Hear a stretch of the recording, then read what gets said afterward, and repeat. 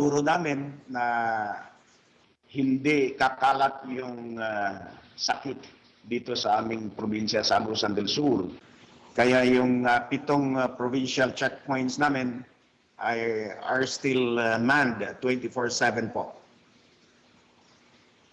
Governor, kasama rin po natin ang ating kaibigan sa media, si Jong Boston ng periodiko Agusan del Sur. Jong, good morning. Muli, baka meron kang tanong kay Governor Cane. Jong, can you hear me? Sorry. Yes, Hello go ahead, po. Jong. Basig na kayo pangutana kay Governor, please. Okay. Okay. Ano na lang siguro, Secretary, no? May ginagawa po yung probinsya ng Agusan del Sur, no? Isang programa na gumagawa ng laboratory, isang pasilidad po dito sa malapit po, dito sa probinsya, sa Agusan del Sur, no? At itanong ko lang po kung may maitulong po ba ang DOH dito for approval, no? Dahil maglalagay po ng laboratory ang probinsya ng Agusan del Sur para hindi na tumakbo pag may positive doon sa Davao City at sa Surigao, no? Ano po mabigay na tulong sa DOH dito para mapadali po yung approval na itong proyekto na to? Alam mo, timing yung pagtanong mo dahil nasa kabilang linya na natin si Undersecretary Maria Rosario Vergere ng DOH. Good morning po sa inyo, Yusek. Good morning po, Sec. Ma'am, bago niyo po sagutin yung tanong ni Jong Boston ng periodiko Agusan del Sur, ano po muna ang inyong mensahe sa ating mga kababayan o update po? Okay, magandang umaga po sa inyong lahat. Tayo po ngayon ay based from yesterday, we have a total of 22,474 total confirmed cases. Meron na ho tayong 4,637 na recoveries at ang total deaths po natin ay 1,011. So meron ho tayong mga ginagawang analysis ngayon para sa darating na rekomendasyon para sa IATF for this June 15 po na deadline natin uli para makapagbigay anunsyo sa ating mga kababayan. Magbibigay impormasyon po tayo in the next coming days. Salamat po sa update, Yusek Vergere. Ang tanong po ni Jong Boston ay merong itinatayo ang Agusan del Sur na laboratorio ba yun? Tama ba yung pagkakarinig ko, Jong? Laboratorio ang tinatayo ng Agusan del Sur? COVID po. O laboratorio for COVID. Ano po ba ang maitutulong daw ng DOH para ito po ay ganap na maging otorisadong laboratorio? Ito naman pong ating mga nag-a-apply ngayon for license ng mga laboratorio for COVID. Tinutulungan ho natin sila para po ma-expedite natin ang paglilisensya. Kailangan lang ho maging mabilis din ang pag-comply ng mga laboratorio para mas mabilis po natin sila malisensyahan. Kung meron hong kailangan o may katanungan o hindi ho ma-comply ang isang laboratorio, maaari po silang tumawag dun sa regional office natin para maipagbigay alam kung anong assistance ang kailangan ibigay sa kanila para maisagawa po natin ito. Meron ka bang follow-up question, Jong, para kay Undersecretary Vergere? Okay. Follow-up lang po. Yung mga doktor na ma-assign po dito, Secretary, no? Yung mga doktor, nurses at yung iba pang mga member ng isang pasilidad, may tulong po ba yung DOH dito para ma-train itong mga doktor, nurses at yung mga iba pang kasamahan nila how to handle the patient at pagpatakbo nitong isang pasilidad na gaya dito? Pagdating po sa laboratorio, meron ho tayong tinatawag na assessments, no? At tinitrain po natin lahat ng mga laboratory personnel para mag-handle ng laboratorio. Kasama po yan sa licensing process kasi kailangan alam nila kung anong gagawin nila po sa laboratorio. So yes, training is there. Libre po yan, ibinibigay po yan ng DOH. Mm-hmm. Thank you for the question, Jong. Balikan natin si Governor Santiago Cane Jr. ng Agusan del Sur. Governor, kasama na po natin si Undersecretary Maria Rosario Vergere, baka meron po kayong nais iparating sa ating Undersecretary. Yes, opo. Magandang umaga po, Yusek Maria Rosario Vergere. Magandang Governor umaga po, Santicani sir. po ng Agusan del Sur. Actually, tungkol po doon sa RT-PCR laboratory na balak naming ipatayo dito sa probinsya ng Agusan del Sur, Madam Yusek. Sumulat na po ako doon kay Secretary Duque through our DOH Regional Director Liacona para po mabigyan po kami ng approval sa pagpapatayo ng laboratorio. Kasama na po doon sa letter ko yung mga dokumento kung paano namin itayo with an assurance that we will be following to the minutest detail po na requirement ng DOH para po mabigyan kami ng go signal for the construction of our laboratory building, and then later on the acquisition of a PCR machine, ventilators, and other hospital or laboratory equipments na kailangan, pati na po yung assurance that we will be submitting health personnel who will be trained under DOH for the operation and the management of that laboratory po. Sana po mabigyan kaagad kami ng go signal ng DOH para makapagsimula na po ang construction ng laboratorio po. Yes, sir. Kapag ka po ganyan, we will be going to your site na lang para po makita natin, makausap din po kayo ng mga licensing officers natin, mabigyan din po ng guidance ang inyong laboratorio or ang inyong locality kung paano po natin isasagawa ito ng mas mabilis. So ipapaschedule ko na lang po next week ang visit sa inyo, sir, para po makita na natin at maumpisahan na ho natin itong laboratorio nyo. Yeah, maraming salamat po, Yusek, at may target line po kami dito. We established a timeline for this. Kung makukuha po namin kaagad yung approval ng DOH for the start of the construction po, we actually are looking at October this year na matatapos yung laboratorio, and placing all the laboratory equipments, lahat-lahat po, and training of personnel sa tingin po namin dito, baka po before the end of this year ay magiging fully operational na po yung molecular laboratory dito sa Agusan del Sur. Sa tulong po, siyempre, ng tulong at guidance po ng Department of Health po. Maraming salamat, Governor, sa inyong tanong at concern na naiparating po kay Yusek Vergere. Kasama rin po natin, Yusek, si Richard Grande ng Lips FM. Richard, baka meron kang tanong kay Undersecretary Vergere before we let her go. Magandang umaga po, Six Martin. Magandang umaga din po. Katanungan ko lang po kung ang influx po ng mga tao dito na mula sa Metro Manila saka yung mga galing po sa labas ng bansa na OFW para sa programang Balik Probinsya. Katanungan ko lang po kung may mga assistance pa from DOH na makadagdag for itong tinatawag natin na mga itong test kits para sa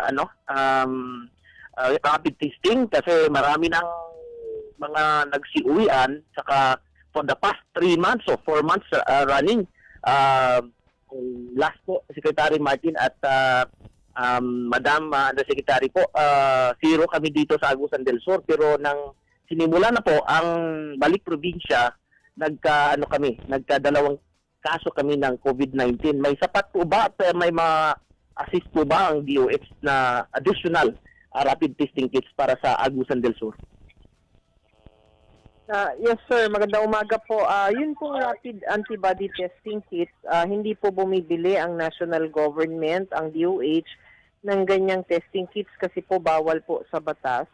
So local governments are allowed to procure this rapid antibody test Although ang sa pagkakaalam ko po, meron po tayong inventaryo niyan sa ating Office for Civil Defense. I will just refer ito pong request nyo dito po sa Office for Civil Defense. Baka sakali po na meron pa sila at mabigyan din po kayo. I-refer po natin ito. Are you satisfied, Richard? With that? Do you have any follow-up question? Kay Governor Kani po, sa Mamaya na Agusan po del kay Sur, Governor, kay Yusek po muna tayo before we let her go.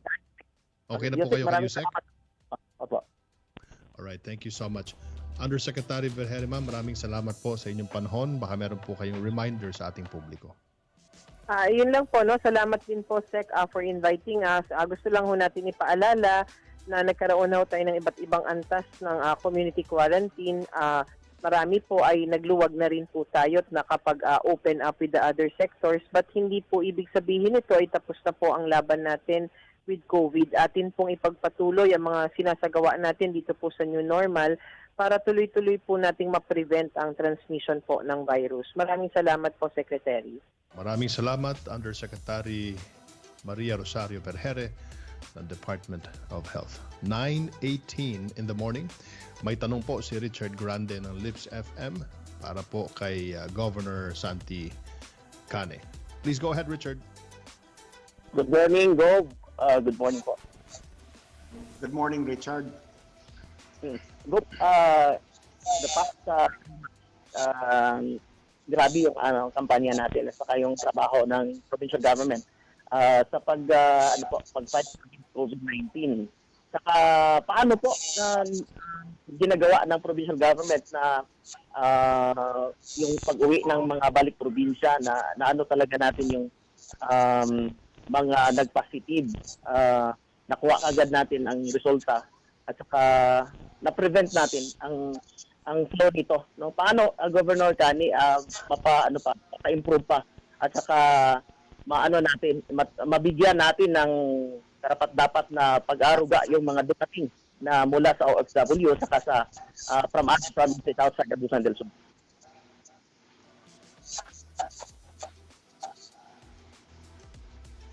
We seem to be having an audio problem with Mr. Richard Grande.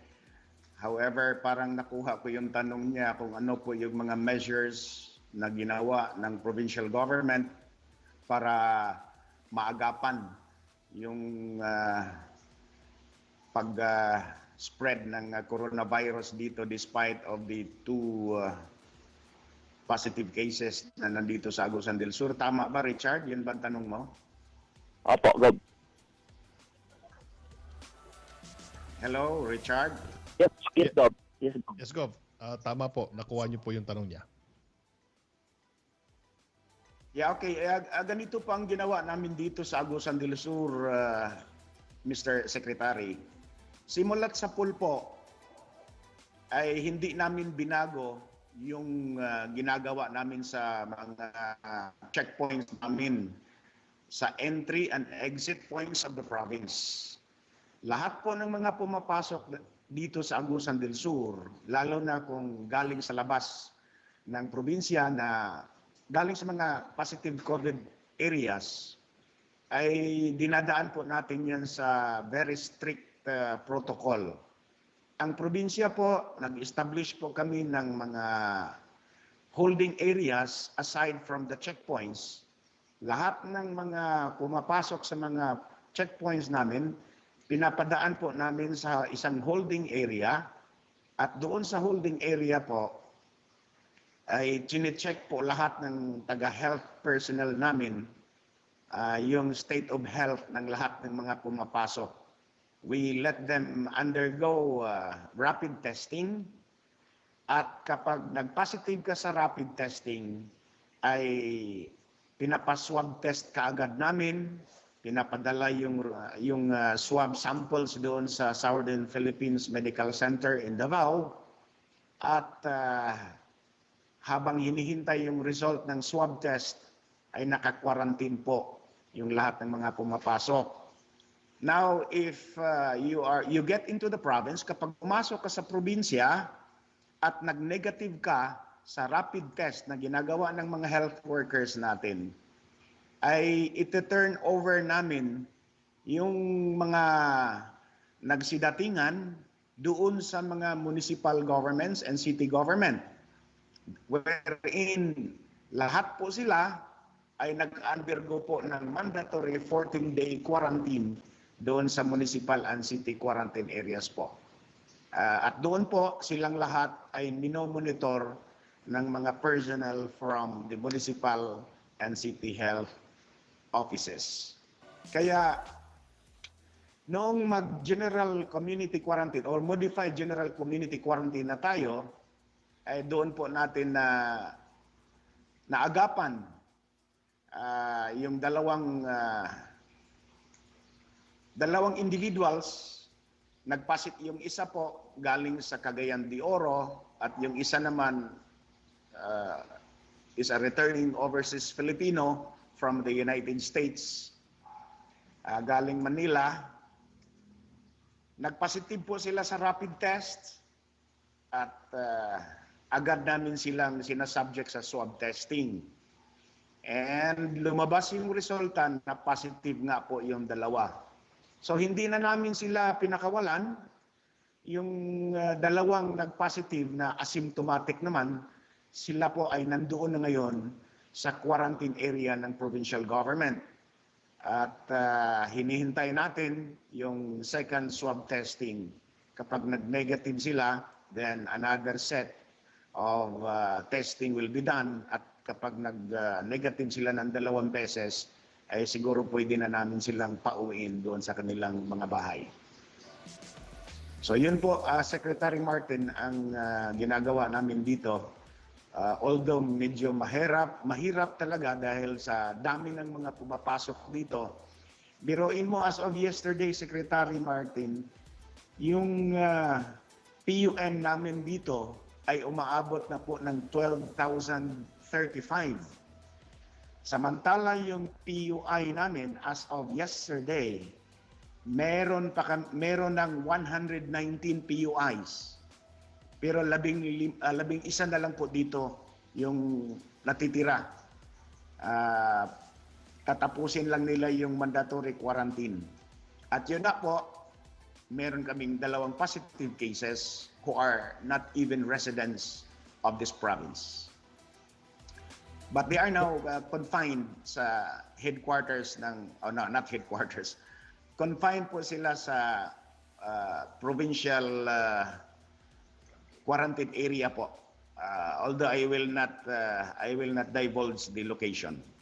Governor, dito po naman tayo sa sektor ng agrikultura, which your province heavily relies on. Mukhang ang mas nakaapekto po yata sa agrikultura dyan ay ang community quarantine measures kaysa sa COVID-19. What changes should the agricultural sector make o yung mga adjustments po moving forward to the new normal?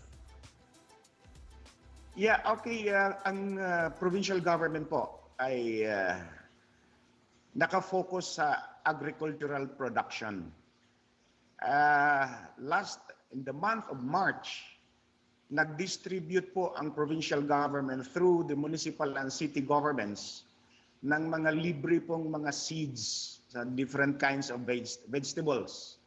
At last week po, in cooperation with the Department of Agriculture, ay nakapag-distribute po tayo ng libreng mga seeds, rice certified seeds sa lahat po ng mga municipalities. At ito po ay na-deliver na doon sa mga identified recipients in the entire province po. And although I do not have the exact figure as to the number of bags, but napakarami po noon. Mabuti na lang at ang Department of Agriculture ay talagang tumutulong din po dahil ang probinsya po ng Agusan del Sur is very much agricultural ang hanap buhay ng mga tao dito. At makikita po natin ngayon, Secretary Martin, dito sa probinsya ng Agusan del Sur, kung saan po nagka-COVID ang buong mundo, makikita mo halos lahat ng mga bahay-bahay po dito ay may mga tinatanim po silang mga gulay at makikita mo naman sa mga public markets ay hindi po nauubusan ng supply ng gulay. Siguro dahil po yung produkto dito ng mga gulay at iba pang pagkain ay hindi po nakakarating sa mga big hotels dahil nga po sa restriction of travel, makikita mo ngayon, mas maganda po yung klase ng mga gulay na nandito po, available sa mga public markets namin at mas lalo po nga pong bumaba yung presyo dahil siguro sa dami ng supply ng mga pagkain ngayon dito sa Agusan del Sur. Pati na Alright. po sa sufficiency of rice supply dito sa Agusan del Sur sa ngayon. Okay. Governor, speaking of supply of food, speaking of ayuda, assistance mula po sa DSWD, ay kasama na po natin sa kabilang linya si DSWD Undersecretary Rene Glenn Pahe. Magandang umaga po sa inyo, Yusek Pahe. Magandang umaga rin sa inyo, Secretary at Governor, at magandang umaga po sa ating mga taga-pakinig. Bago po namin ibigay ang ating mikropono kay Governor Kane, baka meron po kayong mensahe muna sa ating publiko, baka meron po kayong update. Ang update po natin ay doon pa rin sa first tranche na sa ngayon ay malapit na po at ayon sa ating datos ay umaabot na sa higit 99.8 billion pesos ang naipamahagi sa 17.64 million na mga benepisyaryo ng ating SAP program.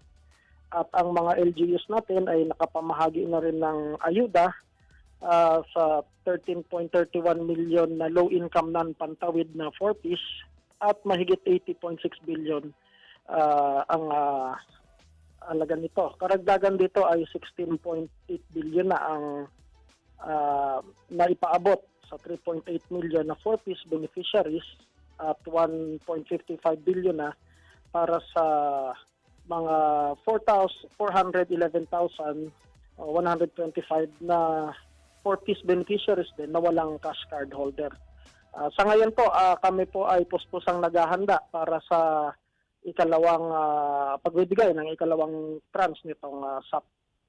Yun lamang po ang may ulat ko at marahil matatalakay natin ang ibang mga detalye niyan habang tayo ay patuloy na nag-uusap. Maraming salamat, Yusek Pahe, sa update. Governor Kane, sir, baka meron po kayong nais iparating naman sa DSWD. Nandiyan na po si Yusek Pahe sa kabilang linya. Yeah, okay. Thank you, Secretary Martin. Good morning po, Yusek Pahe. Good morning po.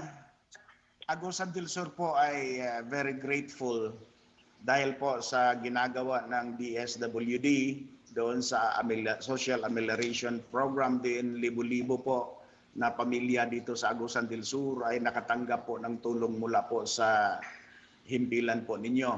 At malaki pong tulong yan para po sa mga pangangailangan ng mga recipients dito sa Agusan del Sur. And that program po really eased up the life situation of our poorest of the poor people na nakasama po doon as recipients of your program. Sana po magpapatuloy po ito. And I heard po that DSWD in cooperation with the IATF and ano bang isang agency dito, DILG po, ay tumutulong din po kayo para matulungan yung mga LSIs and ROF of Agusan del Sur na makauwi po dito. At ang masasabi ko po tungkol diyan sa mga LSIs and ROF na pabalik dito sa probinsya namin, Mr. Undersecretary, ay very welcome po silang bumalik dito sa Agusan del Sur, provided po we will be informed in advance para hindi po kami matataranta dito na nandyan na pala sila sa port, sa airport or sa seaport, and pinapaalam sa amin on the same day that they arrive. Sana lang po we will be informed in advance para po mapagplanuhan po namin ng mabuti yung arrival nila dito sa Agusan del Sur po. Opo, Governor, katunayan po, nakikipag-ugnayan din po tayo. Meron pong task group mismo na itinayo ang Interagency Task Force upang tutukan ang mga issue na yan. At isa po yan sa mga sinisigurado nila na dapat nilang magawa na maipaalam muna sa mga LGUs bago dumating ang mga LSI o mga ROF sa kanilang mga lugar. Ito po ay upang makapaghanda nga ang mga naturang LGU. May mga kaso na po, may mga nangyari na po na sandaling panahon lang ang naibigay o konting warning lang ang naibigay bago dumating sa kanilang lugar yung mga LSI na to. At yan po ay sinisigurado ng bagong task group na ito na hindi na po mauulit. Kung kaya't makaasa po kayo at yan po ay palaging natatalakay sa IATF. Maraming salamat po sa po, inyong tanong. Pahe. Maraming salamat sa iyong tanong, Governor Cane. We have one more question from our media friends. Richard Grande ng Lips FM. Do you have any question for Yusek Pahe? Yusek Pahe, good morning. Good morning po. Yusek, paano po yung inaasam-asam ng iba na may second trans po daw na ayuda? Gusto pong inform dito sa Agusan del Sur kasi yung tinatanong ng mga tao, paano namin sagutin? Hindi namin alam kung totoo ba yon na may second trans na social amelioration po. Totoo po na magkakaroon ng second trans po sa Social Amelioration Program. At ang DSWD po ay ninanais natin na maipamahagi na rin ang second trans sa ating mga kababayan. Lamang ay meron tayong mga kinakailangan na maisagawang mga hakbang upang hindi po maulit yung mga naging problema natin noong first trans. Ang proseso po ng validation. Ngayon po ay magkakaroon ng signing ng Joint Memorandum Circular number 2 Series of 2020 ang Joint Implementing Guidelines for the implementation of the Social Amelioration Program for the second trans. Ito po ay isang dokumento na nagsasabi kung papaano, kung saan at ipapamahagi ang second trans ng Social Amelioration Program. Iulat po natin yan sa mga susunod na araw at mabibigyang linaw ang detalye tungkol dito. Alright. Jong Boston ng periodiko Agusan del Sur. Do you have any questions, sir? Okay, Secretary. Pahe, good morning po. Yes. Kasama po natin si Yusek Pahe ng DSWD. Okay, tanong ko lang kung kailan po ang second round mangyayari. At yung sa first round po, medyo nagkagulo, kaya nga may kinasuhan ang DILG ng mga kapitan. Dito sa second round po, masasabi po ba natin, Secretary, na wala nang makasuhan na kapitan, 100%? Ang pamamaraan po natin ng pamamahagi ng second trans ay nakabalangkas na at sa DSWD po dadaan ang mga pondo. Nais ko lang pong bigyan din ng diin na yung first trans po ay hindi naman lahat ganun kagulo at iilan lamang po, mga isolated case lamang po, yung mga nagkaroon ng problema dahil sa na nasasangkutan ng ibang mga barangay captain o mga opisyal ng LGU. Ngunit sa pangkalahatan po ay naging medyo maayos naman. Medyo may mga naging problema lang po tayo dahil alam naman natin na ito ay first time na ginagawa natin magbigay ng ganitong kalaking ayuda sa ganong karaming tao.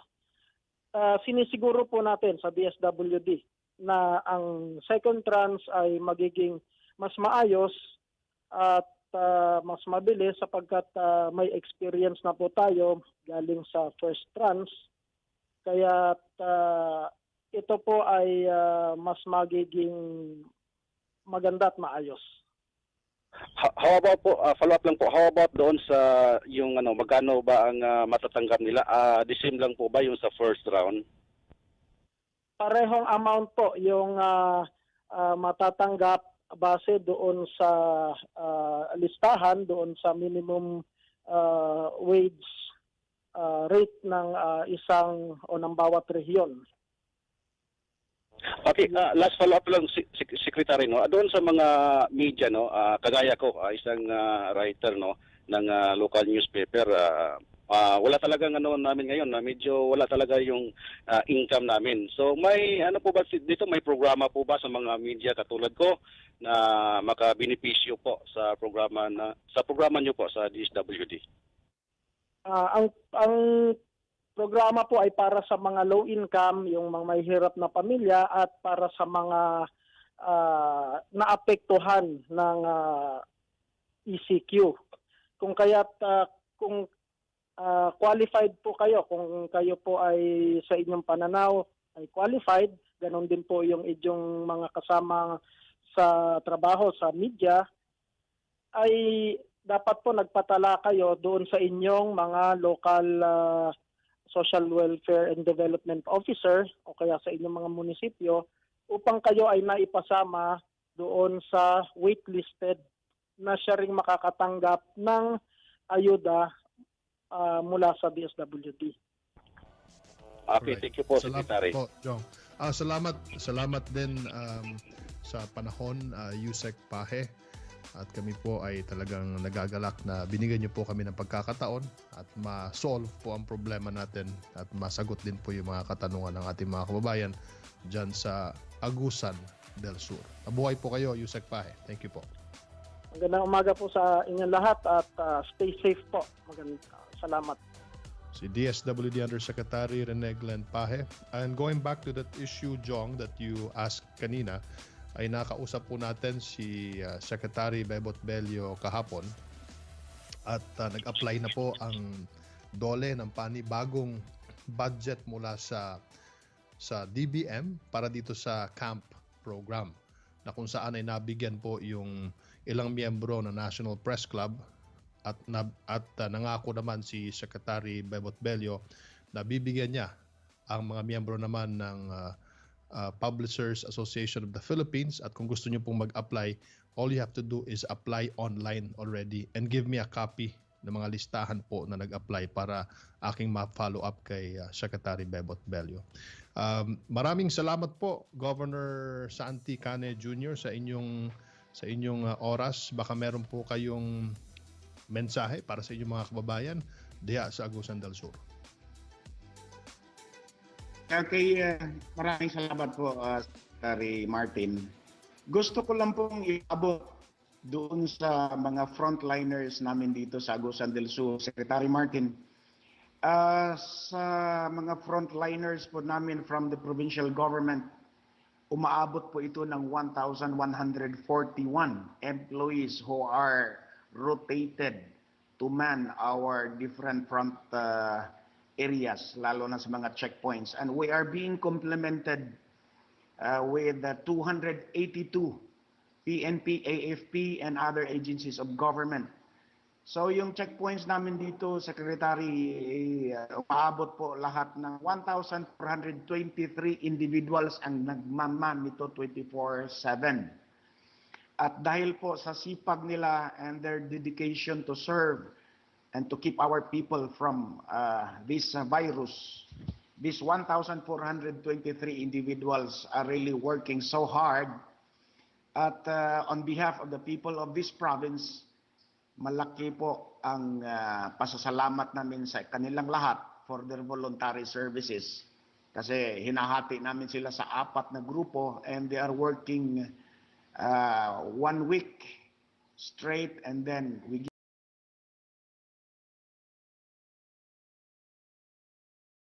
give them rest, and then the next batch will come in, and so on and so forth.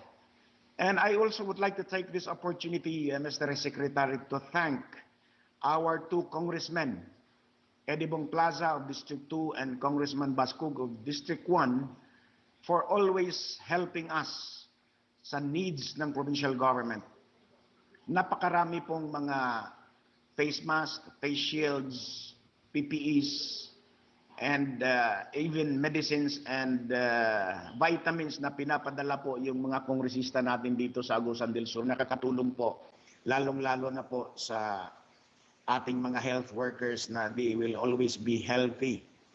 And for information din po, Secretary Andanar, yung mga hospitals namin dito at saka yung quarantine areas ay pinapalagyan po namin ng hot steam facility para po makapag-relax yung mga frontliners natin after work at matulungan din po sila na baka makatulong din po. Sabi nga po ni DILG Secretary Anyo, ay nakakatulong din po yung inhalation of hot steam. So meron kaming 4 na hot steam facilities na naitayo as of today. Yun lang po. Congratulations po for the good job that you have done dyan po sa Agusan del Sur. And I hope to visit you one day again, Governor Cane, para po sa ating Balik Probinsya program ni Pangulong Duterte at ni Senador Bongo para makuhanan po natin ang napakagandang tanawin, mga sakahan dyan sa Agusan del Sur. Kasama na rin po yung ating Agusan Marsh and perhaps ilan sa mga palaisdaan dyan. Mabuhay po kayo, Governor Santi. Yeah, you are very welcome po to the province of Agusan del Sur. Sana makabalik po kayo dito and you will see for yourself. We even converted a portion of the government center into a huge vegetable garden just to show to our people that dahil isang professional ka na hindi ka na marunong magtanim ng gulay. So lahat po ng mga offices, departments dito sa provincial government center, meron po silang sariling garden. They are producing food. Kakahapon nga lang po ay nag-harvest po kami ng mga gulay doon mismo sa tapat ng Kapitolyo namin.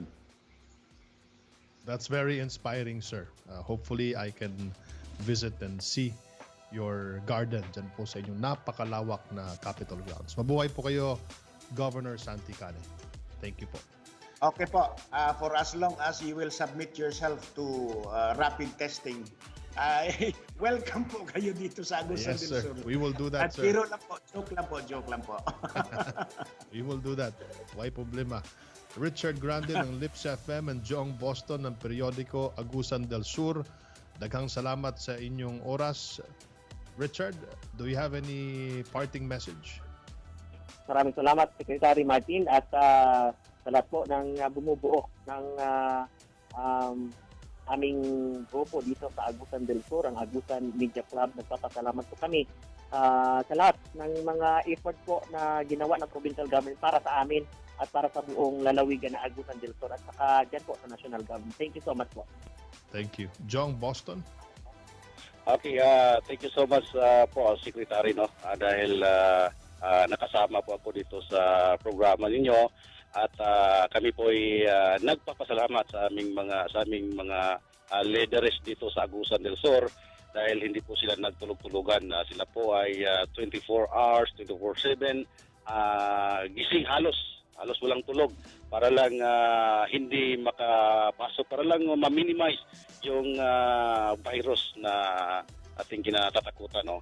So maraming salamat po at mabuhay po kayo, Secretary, and God bless and good morning. Ang oras po natin, 9:45 in the morning. Sa aming pagbabalik, makakasama po natin si SK Federation President Nino John Ontiveros ng Trento, Agusan del Sur. Huwag po kayong aalis.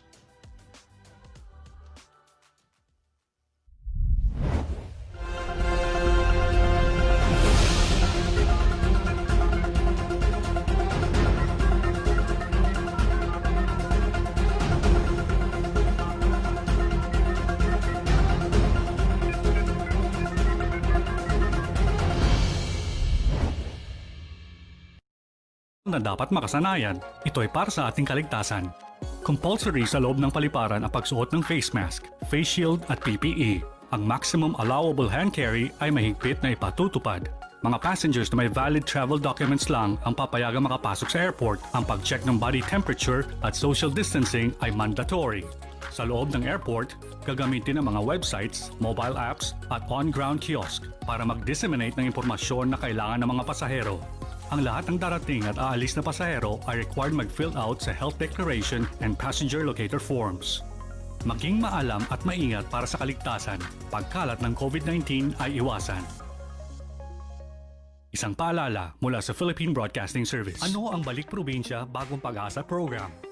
Layunin ng Balik Probinsya Bagong Pag-asa Program na mabigyan ng oportunidad ang bawat pamilyang Pilipino na magsimulang muli at mabuhay ng matiwasay sa kanilang mga probinsya. Paano mag-apply sa programang ito? Magpunta sa balikprobinsya.ph at i-click ang Apply button. Fill upan ang enrollment form at siguruhin kumpleto ang lahat ng detalye bago ito i-submit. Hintayin ang verification at tawag ng ahensya sa inyong telepono, mobile number, email at social media accounts. Kung sakali namang wala kayong access sa internet, magtungo at humingi ng mga kailangang dokumento sa pinakamalapit na tanggapan ng gobyerno sa inyong lugar. Para sa karagdagang impormasyon, bisitahin ang Balik Probinsya Bagong Pag-asa Program Facebook page.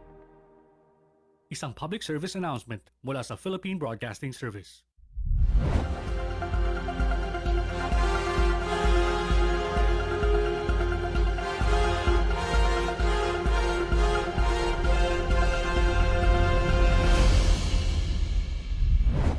In the morning, kasama natin live via Skype si Nino John Ontiveros, SK Federation President ng Trento, Agusan del Sur. May buntag nimo, Nino. May buntag po, sir. Good morning. Isa sa mga projects ng SK diha sa Trento, Agusan del Sur ay ang online palengke. How does this work? Actually, yung Trento Online Palengke po, actually, this was made po because last month we were insecure yung restrictions ng mga travel ng ating mga tricycle drivers, pati na rin yung ating mga senior citizens ay nakompromiso. So, ang ginawa po natin is gumawa po tayo ng hakbang or intervention kung paano po natin mapapatulungan or matutulungan yung mga tricycle drivers, yung ating mga local stores, the same time, yung ating mga local customers. So, yung tatlong sektor na iyon, tinulungan natin by making this mobile palengke po. Tapos, gumawa rin po tayo ng kasi last month rin po, gumawa po tayo ng mga relief goods, gumawa po tayo ng mga face shield, ng mga face mask. Tapos, napaisip po ako na medyo short term lang po kasi yung effect nun. So, during the SCQ, naisip ko yung Trento Online Palengke. So maybe there's a long-term impact compared to giving off sanitation kits. So yun Nino, po. what do you consider to be the challenges in implementing your programs dyan po sa Agusan del Sur? Actually, we were having a hard time to introduce the platform, knowing na kakaiba siya and its nature. Pero sa pangalan pa lang ng Trento Online Palengke, actually yung Trento Online Palengke, no need naman siya na palaging online. As long as meron kang cellphone, pwede kang mag-order. Tapos yung ginawa kasi namin, tinulungan namin yung mga local stores. Actually, non-profit organization po siya, sir. Wala po kaming tubo, miski piso po. Ang ginawa lang po namin is nakikoordinate lang po kami sa mga local stores kasi meron pa kasing mga delivery modes po yung ating mga local stores. So, ina-activate na lang po natin yon through helping our tricycle drivers. So, ang ginawa po namin, pag-market po namin nun, ang tinawag po namin doon is, while you order, you also help your fellow Trentohanon. And that is our tricycle drivers and our local stores. Actually, accredited po lahat ng ating stores, hindi po piling-pili. Actually, kung gusto po naman nila magpa-register, welcome po sila sa munisipyo. Nino John, unsay mensahe nimo sa atong mga kabatan-unan diha sa Agusan del Sur? My message would be at this trying times, no, di ba kita tayong mga kabataan dito sa Agusan del Sur, we are very much inclined to social media, so we should be responsible with what we post online. Tapos let us also be responsible na since tayo yung mga kabataan, tayo yung maging source of information sa ating pamilya. At when I say source of information, dapat yung legit, credible, at verified lamang ng mga sources para ma-empower tayo ngayon. Kasi wala pa pong gamot sa COVID, so dapat yung ating informasyon, yung ating knowledge, yung ating maging sandata panlaban sa COVID. Thank you so much for your time, Ninyo John Ontiveros, SK Thank you Federation very much, President ng Secretary Trento Agusan del Sur. Board member, sir, thank you so much. Hopefully, I'll see you in the podcast. Mamayang gabi, kung libre ka, mag-usap tayo para mas mahaba yung ating oras. Okay, wala pong problema po. Thank you very much. Alam nyo, pag-usapan natin itong growth. Si Sir Edmund Hillary, isang pamosong New Zealander na mountaineer na unang nakaakyat sa tuktok ng pinakamataas na bundok, ang Mount Everest. Minsan nang nagwika nung siya ay sawi sa kanyang unang subok sa pag-akyat sa tuktok ng kulang-kulang 30,000 feet na Everest. I will come again and climb again because as a mountain, you cannot grow, wika niya. Hindi natitinag si Hillary sa kanyang planong pag-akyat sa tuktok ng Everest maski man sa ilang pagsubok at mga trahedyang nasa lubong. At noong May 29, 1953, Hillary conquered Everest. Sa wakas, naakyat niya ang tuktok nito. Sa buhay po natin, may maraming mga balakid sa ating mga pangarap at pag-unlad. Sa kasamaang palad, minsan tayo pa ay mismo ang nagiging balakid sa ating sariling pangarap. Andyan ang walang tiwala sa sarili, kawalan ng ganang mangarap, hikahos sa pinansyal, dagdag mo pa dyan ang pangungutya ng mga meron at marami pang iba. Ngunit kaibigan, kung ganito nga tayo sa lahat ng bagay, talagang wala nga po tayong patutunguhan. If we stop every time the dog barks at us, hindi tayo makakarating sa ating inaasam na bukas. Ganon din po ang inyong pamahalaan sa pangunguna ng ating Tatay Digong na hindi po patitinag sa anumang pangungutya, kritisismo at mga maling pagpuna upang maabot din natin ang pangarap ng ating bansa. Ngayong may epidemya, naway katulad ni Edmund Hillary tayo, hindi patitinag sa epekto nito. Abutin natin ang ating sariling Mount Everest. Walang inaatrasan na pagsubok tayong mga lahing kayumanggi. Pagsubok lamang yan, Pilipino tayo. Kaya natin ito. Pilipinas, dito po nagtatapos sa network briefing ngayong araw na ito. Organized by the Philippine Information Agency. Salamat po sa PIA, Region 13, dyan sa Caraga. And produced by the Philippine Broadcasting Service. Heard here on COVID Radio, Radyo Pilipinas Network, at sa lahat ng digital platforms ng PCOO. At may replay pa sa IBC 13. Dito po sa Network Briefing News, pinagtatagpo ang mga LGU, national government at local media. Maraming salamat sa ating mga nakasama po, Governor Santiago Cane Jr. ng Agusan del Sur, Jong Boston ng periodiko Agusan del Sur, Richard Grande ng Lips FM, Nino Ontiveros, ang ating SK Federation President dyan sa Agusan, si DSWD Yusek Rene Pahe, Yusek Maria Rosario Vergere, salamat po. Ito si Communications Secretary Martin Andanar. Magkita-kita ulit tayo bukas para isa namang network briefing news. Samantala, turn over ko na pa ito sa aking partner, Idol